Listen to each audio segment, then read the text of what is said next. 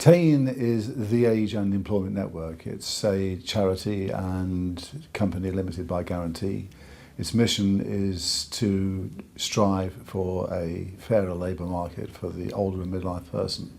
It's very interesting that coming across quite strongly in this survey is the clear impression that the attitudes of employers is a major factor. 84% say that they believe that employers view them as being too old. 78%, I think it is, said they'd had the experience of employers telling them that they were too highly qualified for the job or too experienced for the job or something like that, which really doesn't bear examination. You can't really be too experienced for a job, but it's the view clearly of the person who's hiring them that they don't want someone with quite that level of experience. Therefore, probably they don't want someone who is quite as old as them. With age, you do gain experience. You know, it's one of the attributes that you bring to the job, one would think. The recruitment industry, the recruitment process, appears to be a complex collaboration of discrimination, and it runs through many different industrial sectors, many different organisations, and it's pretty well taken for granted. The dependency ratio, as demographers refer to it, is changing, so that fewer people in work are going to have to support a much larger number of people who are out of work.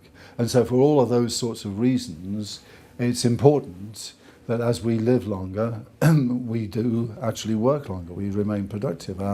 Our life patterns are changing as well. Many of us are staying in full-time education and enter the workforce somewhat later as well. So for all of those sorts of reasons, extending working lives is important.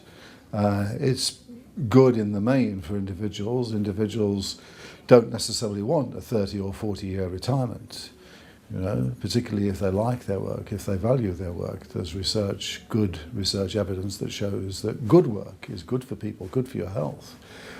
Gives people a routine, gives people the social relationships and so forth that go along with being at work.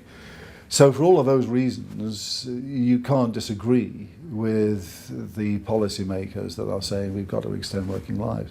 The thing that is missing in all of this is proper recognition of the huge range of social backgrounds and employment backgrounds of individuals, and the huge range of demands that are placed on individuals, so that for some people, in some circumstances, in some jobs, in some walks of life, it is going to be extremely difficult to remain in that job. So we have to start until you're beyond 65. A manual worker, a person doing a physically demanding job, someone who's on their feet, someone who's doing a dull, boring, routine, repetitive job. All of those kinds of jobs are not sustainable over the long term, and one would be looking for ways in which we can really help these people. Some people may not like the isolation of being self-employed, others may not have the skills necessarily to be self-employed, others may not have the confidence. So I think that we should take that on board and remember that self-employment is a good answer for some, but it's not a silver bullet. It doesn't resolve everybody's problems. We need a set of policy alternatives that we can make available to different people in different sets of circumstances, some of which will be more suitable than others. So moving in and out of self-employment, moving into employment and self-employment, portfolio working, or having groups of workers, if you like, as silver entrepreneurs that might come together, perhaps led by a couple of people or one individual who's got the business skills that are needed, but maybe with others who can provide other skills and can benefit from the self-employment experience. Clearly, the Working Late project has identified a number of issues which can make a big difference. the idea of having a well-designed workplace, the idea of looking at the design of a job, the content of a job, all of those kinds of things, investing in people's health and well-being, and encouraging people individuals to have a very positive role in all of that. The workplace is a great place, I think, for influencing people about their lifestyles, but it's not the only place, and people have to take on board their own personal responsibility so that if they are going to live longer, they're going to be able to live longer and remain employable, work able, if you like. They need to ensure that they maintain their work ability over the life course. So all of that, I think, is stuff that's come out in this project.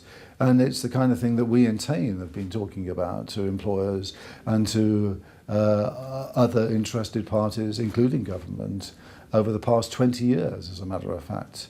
Whether we've achieved as much as we should have done in that time is a matter for others to comment, but we've certainly been extremely active in pursuing these sorts of goals.